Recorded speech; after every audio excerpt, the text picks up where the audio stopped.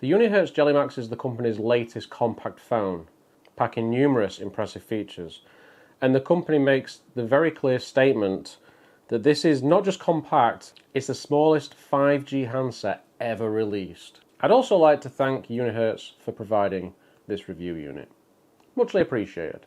Now this 5-inch device packs the excellent MediaTek Dimensity 7300, 12 gigs of RAM, 256 gigs of UFS 3.1 storage, a 4000 mAh battery, 66 watt fast charging with a charger in the box, a 100 megapixel main camera with a 3.4x telephoto companion, a rear fingerprint reader, as well as a basic face unlock feature, NFC, an IR blaster, dual SIM. It really does cover all bases. The build is obviously different to most smartphones these days. To pack all of these specs into a phone of this size, it has what I like to call a little bit of chunk. Now obviously this isn't for somebody that wants a nice trendy looking smartphone with a massive screen. It's not intended to be a CMF Phone 1, for instance, which is probably the closest on price and performance. But who is this phone actually for? It is a difficult one to answer, but in my mind, it's perfect for somebody who wants a small phone with excellent battery life, but also has all of the features that you could possibly want in your day-to-day.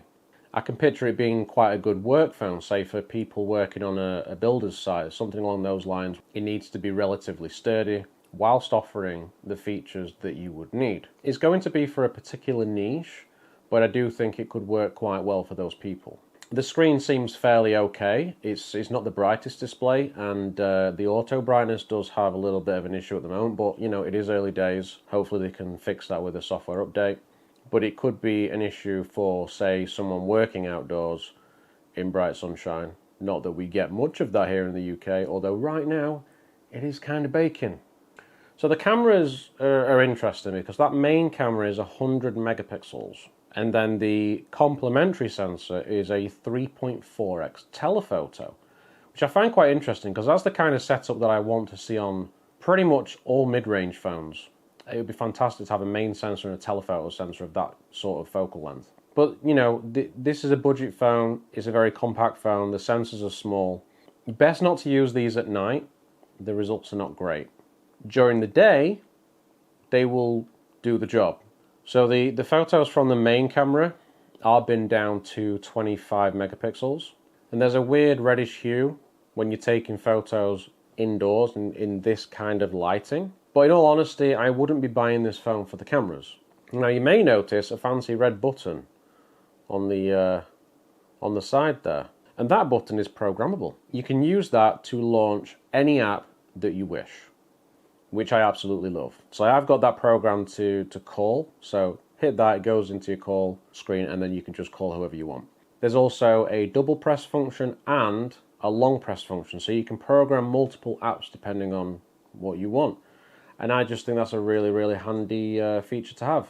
There's some things I don't like about the phone. In fact, the body of the phone gets quite greasy in the hand. And that's just down to the plastic material. And the other issue is the rear fingerprint reader. No issues with the accuracy per se, but I just have issues finding the right spot as the ring isn't that pronounced.